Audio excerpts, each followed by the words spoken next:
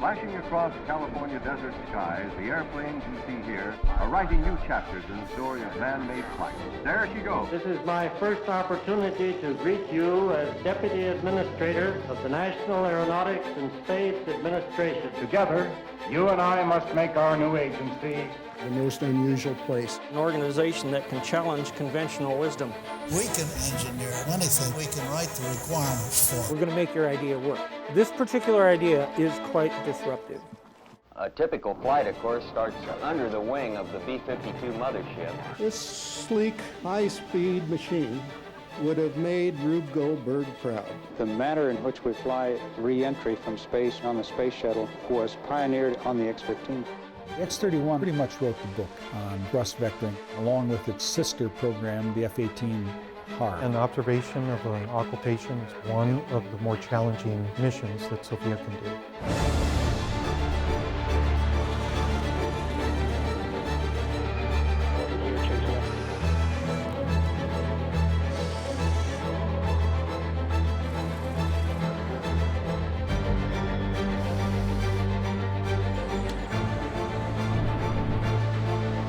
Right now, we are looking at the dawn of a new era of aviation.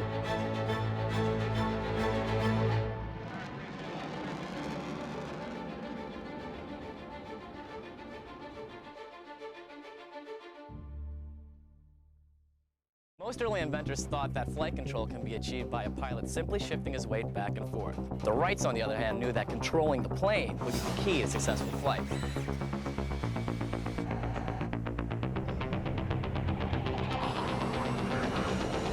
Release brakes, throttle to afterburner. Watch exhaust temperature. Watch nozzle position. Check engine pressure ratio now. And all this time, steer down the runway, first nose wheel steer, then rudder. Lift nose wheel at just the proper speed to fly off in the least ground roll. Today, man copes with a highly complex environment with physical abilities no better than he has ever had. Greater demands on the air crew call for ever closer relationships between man and machine. Until now, all flyers have used the force of their muscles, multiplied by gears and motors, to adjust wing and tail surfaces. Your landing gear and flaps are operated hydraulically. It's about 45 pounds of force to get that stick to move. It's a very athletic endeavor. An advanced flight control system called the Digital Fly-by-Wire System has been installed by the Flight Research Center in a modified F-8 jet aircraft.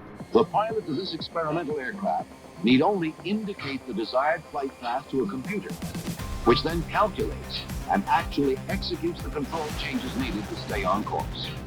The heart of the control system is a digital computer and an inertial measuring unit that were developed for the flight control system of the Apollo lunar module.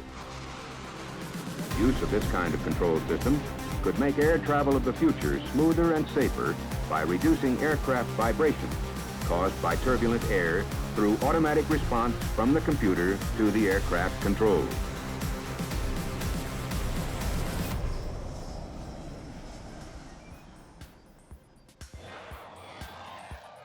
We used an F-111 for integrated engine control.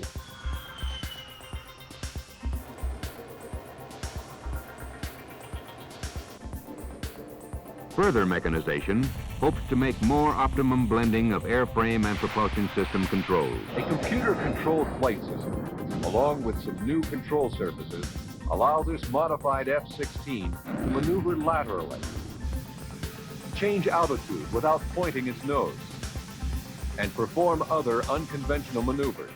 The Deke system is full authority digital electronic control. The fastest calculation loop in the control is 24 milliseconds. At Dryden, we had been working integrated controls here over a number of years, so we decided to see if we could extend our integrated control approach to let the engines do all of the flight control. When Gordon Fullerton lands an F-15 and he hasn't touched the control surfaces, all the people who said it was impossible suddenly don't have a lot to say anymore. This will be invaluable on military and commercial aircraft of the future. You can bring it in not for just a survivable crash landing, but a precise normal landing, which is what we did, with absolutely no motion of any external flight controls, purely by modulation of the engine thrust. Using neural networks to identify aircraft stability parameters and to optimize control performance during test flights will reduce development and program costs. A neural network is a computer program comprised of a series of examples, and in our particular case, these examples are previous flight data. Power-by-wire actuators only draw power when the aircraft is maneuvering, so that saves a great deal of energy, which in aircraft translates to fuel. This new software allowed the aircraft's flight control computer to minimize drag by automatically determining the best setting for thrust vectoring nozzles and aerodynamic controls. Thrust vectoring is the ability to direct an aircraft's thrust for directional control, rather than relying on conventional control surfaces alone. The Intelligent Flight Control experiment, to be tested in early 1999, seeks to enable aircraft control systems to adapt to unforeseen changes in aircraft operating conditions. In addition to advanced controls research, the FAST system allows for simulating system failures. Data from NASA's Integrated Resilient Aircraft Controls, or IRAC project, will be used to design and develop aviation systems better enabled to safely fly and land damaged aircraft. One promising technology that may make it possible to improve both aircraft safety and performance is active stabilization of flutter using advanced flight control systems.